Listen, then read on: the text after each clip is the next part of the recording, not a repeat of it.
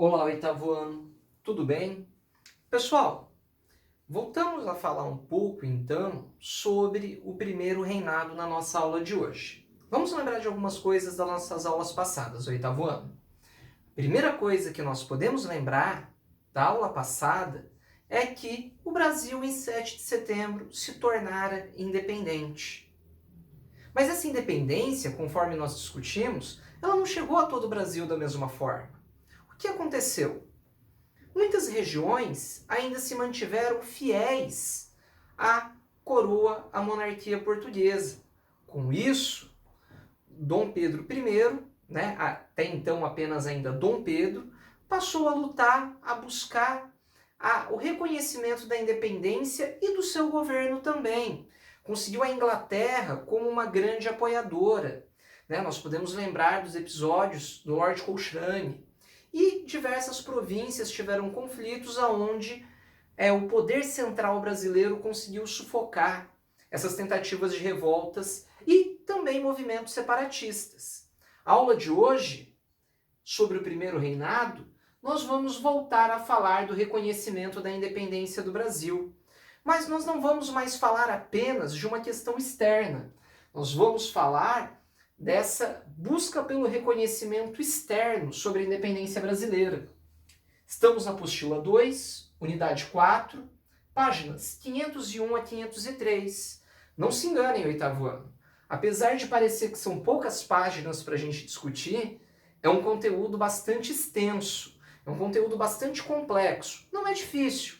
Se você pegar o entendimento desde o comecinho, a gente aproveita rapidinho esse conhecimento aqui e aprende legal. Vamos lá então. Então, o nosso primeiro reinado, que vai de 1822 a 1831, certo? Neste princípio do primeiro reinado, Dom Pedro buscou o reconhecimento interno, conforme eu falei agora há pouco no nosso vídeo. Depois de começar a ajustar essas questões internas de reconhecimento, Dom Pedro também, pessoal, passou a buscar o reconhecimento externo. Como assim, professor? O Brasil já tinha sua soberania territorial. Agora o Brasil queria ser reconhecido pelas potências de fora, outros países nesse caso, e também, com esse reconhecimento, poder firmar contratos de comércio, poder firmar parcerias, os demais países verem o Brasil como independente. Isso, pessoal, é de grande importância no cenário político, certo? Só que o caso do Brasil era um pouco complexo. O que acontece? O Brasil se tornou independente e manteve uma monarquia, enquanto os demais países da América Latina se tornavam independentes e passavam ao republicanismo. Existia a temeridade de uma constituição extremamente autoritária e monarquista. A manutenção do escravismo no Brasil também era uma questão delicada. E os países da Europa também olhavam para o Brasil com aquela problemática de que o Brasil era uma colônia até bem pouco tempo. Como reconhecer essa independência? Certo? Outro ponto importante. Alguns tratados na Europa já davam a ideia do reconhecimento ser legitimado entre a antiga metrópole e a antiga colônia, para que esses sozinhos se resolvessem. Mas o Brasil, numa política externa, ofensiva, passou a buscar relações para o reconhecimento dessa independência. Então, olha lá, para esse reconhecimento externo, o primeiro país que o Brasil buscou apoio para este reconhecimento foram os Estados Unidos, que por sua vez também foi o primeiro país a se tornar o quê? Independente na América, certo? Depois a gente teve o caso do Haiti, América Latina, como já estudamos. Os Estados Unidos, pessoal, tinham um grande interesse em expulsar a influência europeia colonialista da América. Logo, os Estados Unidos, então, promoveu o reconhecimento da independência do Brasil mediante a ideia da chamada doutrina Monroe, certo? Doutrina Monroe foi uma doutrina imposta, um conjunto de ideias. Um conjunto de ideias imposto pelo presidente James Monroe, no qual ele dizia o seguinte: a América para os americanos. Mas aqui está aí uma questãozinha complexa. Não é que o presidente Monroe queria o continente americano para os povos de todo o continente americano. Não. O presidente Monroe queria o continente americano influenciado pelos norte-americanos, ou seja, os estadunidenses. Olha que questão importante. Os Estados Unidos não reconheceu a independência do Brasil porque eles eram pessoas ilegais. Não, eles reconheceram a independência do Brasil mediante aos seus interesses políticos e financeiros, certo? Isso no ano de 1824. Já no ano de 1825, quem promoveu o reconhecimento da independência do Brasil foi Portugal. Portugal reconheceu a independência do Brasil em 1825. Mas não foi uma relação tão fácil quanto se parece. O reconhecimento da independência do Brasil por Portugal, ele se deu mediante ao pagamento de uma indenização. Pagamento de uma indenização de 2 milhões de libras esterlinas. Um volume financeiro bastante alto. Além da exigência de que o título de imperador honorífico, imperador de honra do Brasil, ficasse com o rei de Portugal, neste caso, Dom João VI. Olha que interessante isso. Vamos lembrar um ponto importante. Portugal também tinha uma dívida de 2 milhões de libras esterlinas para com a Inglaterra. Percebam o jogo de interesses.